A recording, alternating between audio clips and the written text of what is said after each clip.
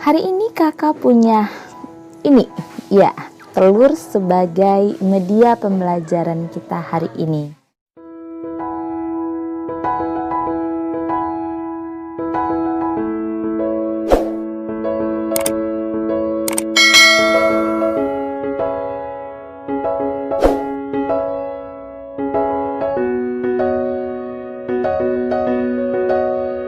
Hai adik-adik, selamat datang di Dunia Belajar Channel yang didedikasikan untuk belajar di mana kita bisa saling berbagi dan bercerita.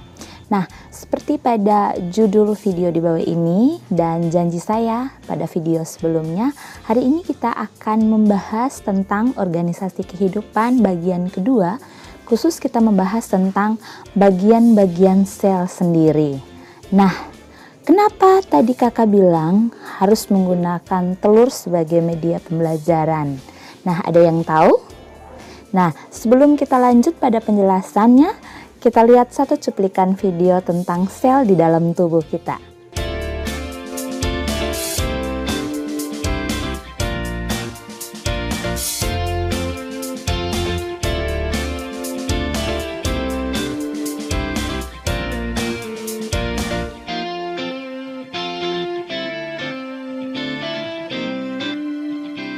Tadi sedikit cuplikan video tentang keberadaan sel di dalam tubuh kita.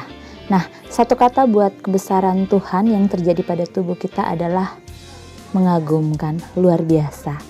Nah, kembali pada kasus tadi, kenapa kakak bilang kita belajar sel atau bagian-bagian sel menggunakan media pembelajaran yaitu telur. Nah, ada yang tahu kenapa? Nah, alasan utama adalah telur yang kita lihat, telur ayam yang kita lihat, itu adalah salah satu jenis sel. Nah, kebetulan telur ayam ini adalah sel raksasa yang mudah diamati dan mudah dilihat tanpa menggunakan mikroskop. Dengan demikian, kita akan mudah sekali untuk mengamati bagian-bagian utama dari sel itu sendiri. Sebelumnya, untuk memahami video kali ini, yaitu bagian-bagian sel, kakak ingatkan untuk adik-adik yang belum menonton penjelasan saya tentang organisasi kehidupan di bagian pertama, nanti kakak lengkapi link pada deskripsi video di bawah ini ya. Nah, adik-adik, sekarang kita langsung saja yuk kita menyimak penjelasan kakak tentang bagian-bagian sel dan alasan utama kenapa kita menggunakan telur sebagai media pembelajaran. Let's go! Nah, adik-adik, langkah pertama kita mulai dari telur yang kakak bilang tadi. Kita pecahkan telur. Ketika kita pecahkan telur dari cangkangnya, kita akan melihat yang pertama adalah selaput telur yang ini. Ya, silakan adik-adik lihat. Nah, ini merupakan salah satu bagian dari sel, yaitu selaput telur.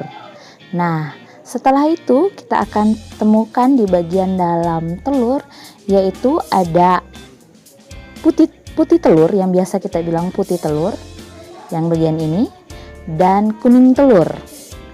Nah, sebenarnya yang putih telur ini adalah kata lainnya yaitu cairan sel, dan yang kuning telur itu adalah kata lainnya inti sel atau nukleus. Jadi dari telur kita bisa belajar ada 3 bagian utama, yaitu pertama selaput sel, yang kedua sitoplasma atau cairan sel, yang ketiga adalah inti sel atau nukleus. Nah, adik-adik, kalau digambarkan sel akan terlihat, ini kebetulan yang saya tampilkan adalah sel hewan ya.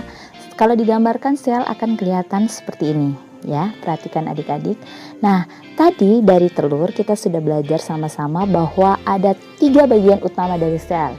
Yang pertama adalah selaput sel, yaitu bagian luar daripada sel. Yang kedua adalah cairan sel atau yang kita kenal kalau tadi kakak bilang adalah putih telur, atau dikatakan dalam bahasa biologinya adalah sitoplasma. Yang ketiga adalah inti sel atau nukleus yang kalau pada telur biasanya kuning telur. Yuk kita bahas satu persatu. Kita bahas mulai dari selaput sel atau membran sel. Nah, selaput sel ini bagian paling terluar, yaitu bagian ini. Fungsi membran sel ini adalah sebagai pembungkus isi sel dan transport zat. Jadi sebenarnya dia berfungsi untuk membungkus seluruh isi sel, artinya dia melindungi seluruh isi sel, dan sebagai transport zat, yaitu di mana zat itu bisa keluar masuk dari dalam sel maupun keluar sel. Kok bisa seperti itu? Karena sifat dari selaput sel ini adalah bersifat semi permeabel. Yang berikut adalah inti sel atau nukleus yang biasa kita kenal adalah kuning telur tadi ya. Nah, kita perhatikan ini inti selnya yang bagian paling tengah. Ini ya inti selnya ya adik-adik. Nah, kita lihat di dalam inti sel itu ternyata ada bagian-bagian lagi.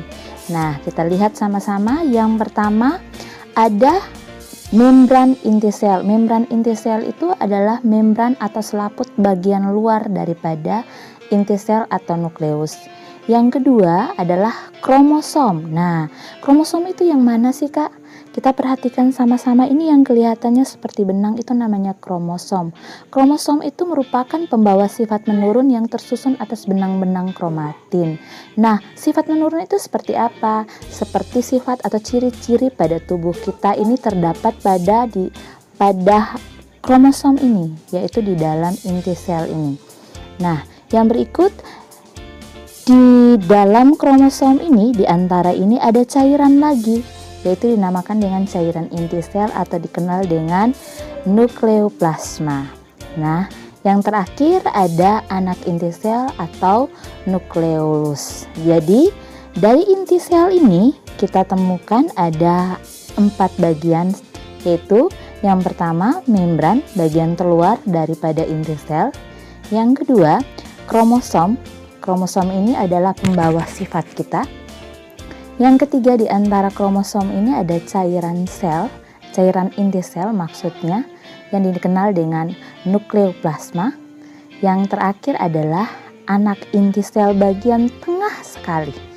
Nah, itu dinamakan dengan anak inti sel, yaitu nukleolus. Yang berikut adalah bagian utama yang ketiga, yaitu cairan sel atau dikenal dengan sitoplasma atau dikenal dengan sitosol. Nah, dalam bahasa sehari-hari adalah cairan sel tadi ya. Nah, di dalam sitoplasma ini yang kelihatan ini adalah cairan, dia berbentuk liquid. Jadi yang biru-biru ini adalah cairan semua.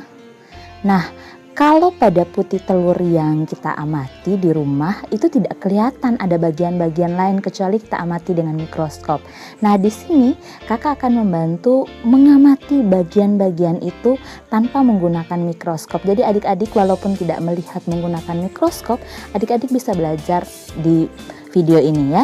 Nah, ada bagian-bagian juga di dalam sitoplasma ini.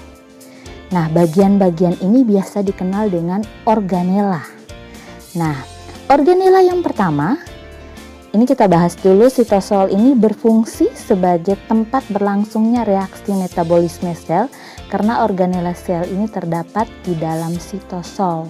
Jadi, tempat metabolisme itu yaitu di dalam sitosol ini. Kenapa seperti itu? Karena di dalam sitoplasma ini terdapat organela sel seperti tadi saya sudah bilang.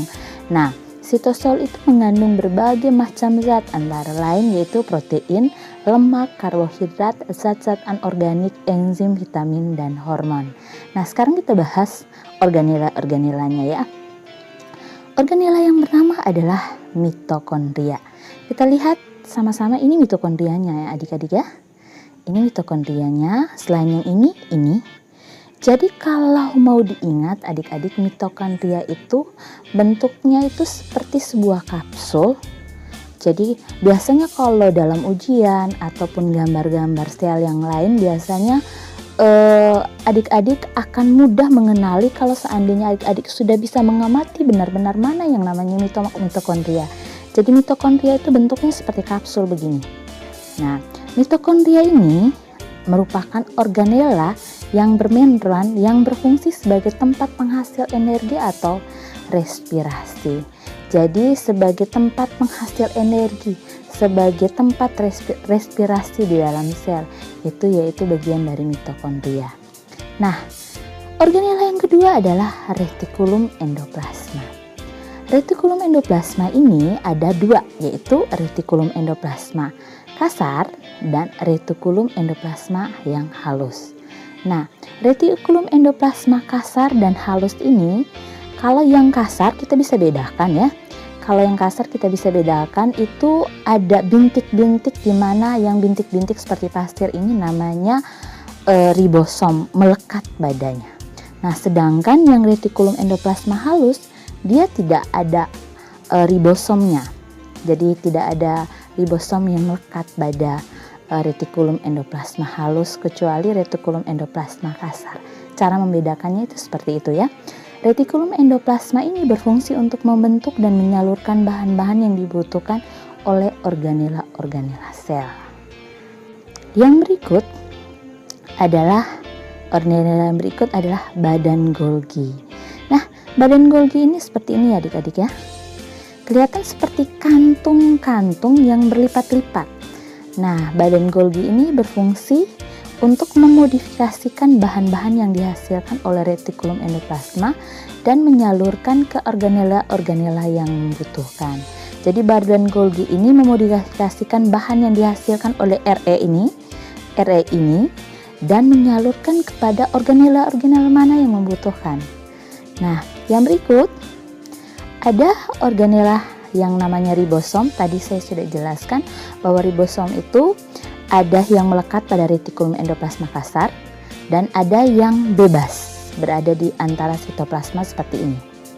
Nah, ribosom ini berfungsi sebagai tempat membuat atau mensintesis protein. Yang berikut adalah sentriol. Nah, sentriol ini kalau dilihat-lihat sentriol itu mirip seperti gerigi pengaturan di dalam handphone kalian masing-masing ya, di pengaturan ya. Nah, sentriol ini berfungsi sebagai pembelahan sel. Nah, sel kita itu kan bersifat membelah, jadi akan bertambah banyak. Nah, untuk yang berperan dalam pembelahan sel ini adalah si sentriol ini. Ya, ini ya adik-adik, ada dua sentriol yang kelihatan pada gambar ini. Yang berikut, organela yang berikut adalah lisosom. Nah, ini lisosom. Ada yang ini dan ada yang ini. Nah, pada lisosom berguna untuk mencerna zat sisa makanan atau zat asing. Jadi kalau seandainya ada zat asing yang masuk ke dalam sel itu sendiri, lisosom inilah yang berperan untuk bagaimana mencerna. Kok ada zat asing yang masuk? Saya akan cerna ini, dia tidak boleh masuk ke dalam sel ini. Nah, yang berikut ada ini. Ya, lihat baik-baik adik-adik. Nah, ini namanya mikrotubula. Nah, mikrotubula ini berfungsi sebagai tempat pembentukan alur pembelahan. Nah, kalau yang tidak mengerti tentang ini nanti kita akan belajar sama-sama di pembelahan secara mitosis atau meiosis, akan kelihatan bagaimana peran mikrotubula ini. Yang sudah mengerti tentang pembelahan meiosis dan mitosis, dia akan langsung bisa membayangkan bagaimana mikrotubula itu berperan untuk menarik kutub utara dan kutub selatan. Nah, adik-adik, itu tadi tentang bagian-bagian sel dan fungsinya masing-masing. Yang kita bahas tadi ya, kakak ingatkan itu adalah bagian daripada sel hewan ya adik-adik ya, jangan lupa. Nah, kita akan ketemu lagi di video berikutnya. Video berikutnya kita akan membahas bagaimana sih perbedaan antara sel hewan dan sel tumbuhan. Nah, oleh karena itu, jika adik-adik sudah memahami video ini atau yang belum memahami dan ingin bertanya tentang hal-hal yang kurang pahami, boleh komen di bawah. Dan jangan lupa like, comment, and subscribe video ini. Terus share ke teman-teman kalian agar kalian bisa membantu teman-teman kalian untuk belajar dan memahami terlebih khusus tentang bagian-bagian sel. Oke, see you next time.